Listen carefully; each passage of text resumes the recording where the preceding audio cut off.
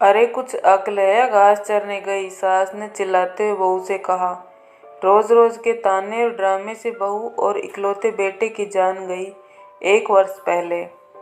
बहू ओ बहू कहाँ मर गई, कमला ने आवाज लगाई। वो अभी सारा काम निपटाने के बाद नहाने के लिए गई थी और सास की हर 2 मिनट में ऐसी आवाज सुनने की उसकी आदत पड़ चुकी थी। जरा सी नजरों के सामने से हटी कि सास चिल्लाना शुरू कर देती। इस बार आवाज कुछ ज्यादा तेज थी, कोई अनहोनी न हो गई हो। उसने जैसे तैसे अपने ऊपर 2 मग पानी डाला और कपड़े पहनकर बाथरूम से दौड़ते हुए सास के कमरे में पहुंची। अरे मरी, तुझसे एक काम भी ठीक से नहीं होता, कमला देवी फिर चिल्लाई। क्या हुआ माँ जी? उसने डरते डरते पूछा। हुआ क्या है? दिखता नहीं कमबख्त, ये कमरे में पानी पड़ा है, आज पोछा नहीं लगाया था क्या? अभी कहीं मैं गिर जाती तो मेरी हड्डी पसली टूट जाती, कमला देवी ने चिल्लाकर कहा। लगाया तो था माँ जी, उसने धीरे से कहा। तो ये कहाँ से आ गया? हे भगवान, मेरी तो किस्मत ही फूटी है जो ऐसी लड़की पर मेरा बेटा लट्टू हो गया। न जाने कहाँ कहाँ से बड़े बड़े घरों से उसके लिए रिश्ते आ रहे थे। अच्छा अब चल जल्दी से साफ कर दे, सास ने चिल्लाते हुए कहा। उसको पता था कि नहाने जाने से पहले ही उसने पूरा घर साफ किया और ये पानी जानबूझकर उसकी सास ने उसे तंग करने और ताने सुनाने के लिए गिराया है।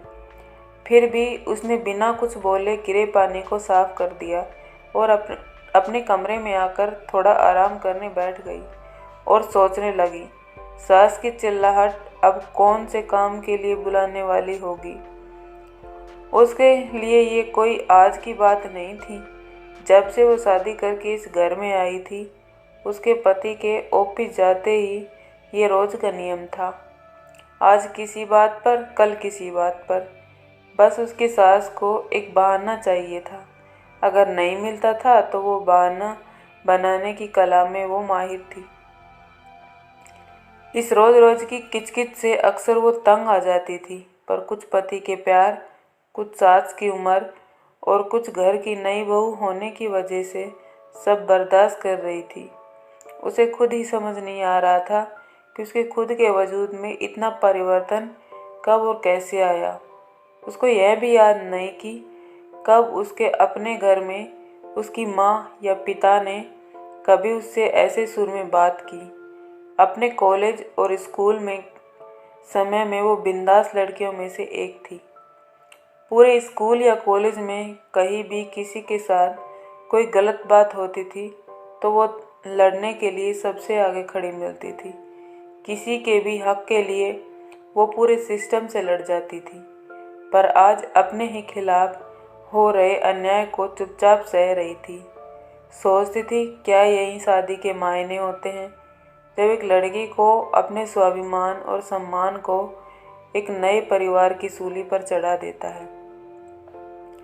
शाम को जब पति के आने पर बहुत कुछ सारी बातें कहने का मन होता था। 1-2 बार कही भी थी, पर एक तो थके होने से वो इस पर ज़्यादा ध्यान नहीं देते थे और फिर अपनी माँ के खिलाफ वो एक भी शब्द नहीं सुन सकते। उनकी माँ भी अपने बेटे के सामने उससे बड़े दिखावे के साथ बात करती थी, पर जैसे ही बेटे का घर से निकलना था उसके तेवर बदल जाते थे, जो उसे समझ में ही नहीं आता था। एक इंसान पल भर में 2 तरह के व्यवहार कैसे कर सकता है।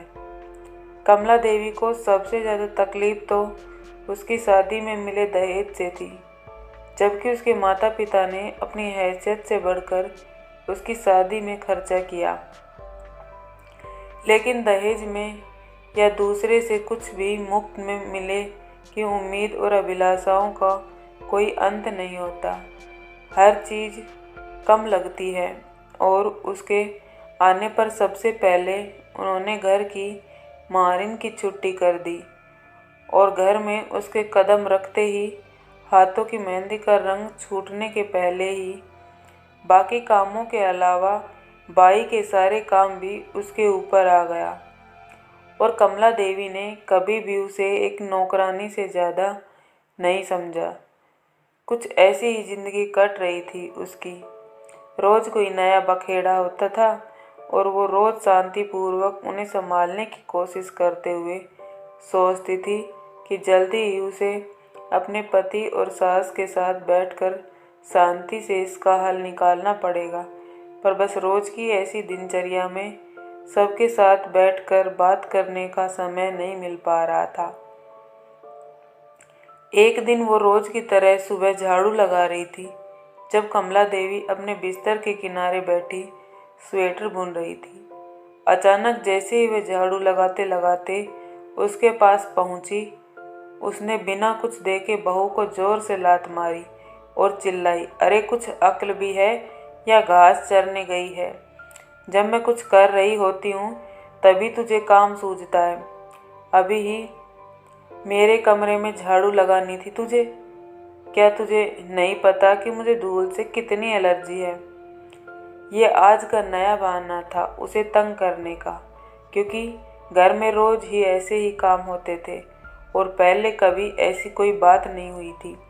फिर वो भी अपनी सास के व्यवहार को जानते हुए बहुत संभल के काम करती। वो उनके द्वारा दिखाई जगह पर सफाई के लिए जैसे ही ना जाने किस जोक में कमला देवी ने जोर से पैर चलाया और वह बहू के कंधे पर जा लगा। जब तक वो खुद को संभालती उसका सिर सामने का दीवार से टकरा गया और गिर पड़ी। कमला देवी चिल्ला उठी, क्या हुआ कलमुई, मर गई क्या? उठ क्यों नहीं रही? बचा हुआ काम कौन करेगा? चल उठ। वो उसकी कुछ बातें सुन तो रही थी पर समझ में कुछ नहीं आ रहा था और बड़ी हिम्मत करके जैसे तैसे वो उठने की कोशिश कर ही रही थी कि कमला देवी ने फिर से जोर से ठोकर मार दी और फिर दोबारा दीवार से टकरा गया। इस बार बहू बेहोश हो गई थी। सास बड़बड़ाते हुए उसे कोसती रही।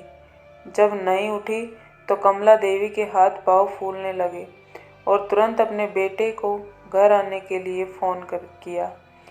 पति उसे तुरंत हॉस्पिटल ले गया तो कमला देवी भी साथ साथ आई और एडमिट कराने के समय भी बड़बड़ाई जा रही थी, सब पता है इसके त्रिया चरित्र का, सब करके कराने के और मुझे तंग करने के नाटक है इसके, जिससे घर में कोई काम न करना पड़े और हम सब इसकी सेवा करें। यूँ तो उसका बेटा काफ़ी दिनों से घर में जो चल रहा था सब देख और समझ रहा था, पर आज माँ के ऐसे व्यंग देखकर कुछ ज़्यादा ही परेशान हो गया। लेकिन इस समय उसे अपनी पत्नी की जान बचाने की पड़ी थी। डॉक्टर की तमाम कोशिशों के बावजूद सिर के अंदर कोई नस फट जाने से पहले तो वो कुछ दिन कोमा में रही और अगले एक ही सप्ताह में उसने दुनिया छोड़ दी। वक्त के साथ साथ बातें कहाँ छुपती हैं। धीरे धीरे पड़ोसियों की जुबान पर उसके प्रति कमला देवी के बुरे बर्ताव की बातें सामने आने लगी, जिसमें कमला देवी के बेटे का भी नाम आ ही जाता था। और जब उसको लेकर बातें कुछ ज़्यादा बढ़ने लगी तो उनसे तंग आकर एक दिन कमला देवी के इकलौते बेटे ने पंखे से लटक कर सुसाइड कर ली। अब पूरे घर में दिन भर सन्नाटा रहता था।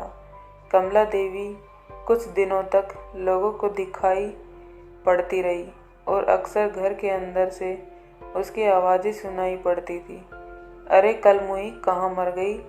मेरे बेटे को भी साथ ले गई? चल जल्दी आजा बहू, घर बहुत गंदा पड़ा है, चल थोड़ा झाड़ू पोछा कर दे।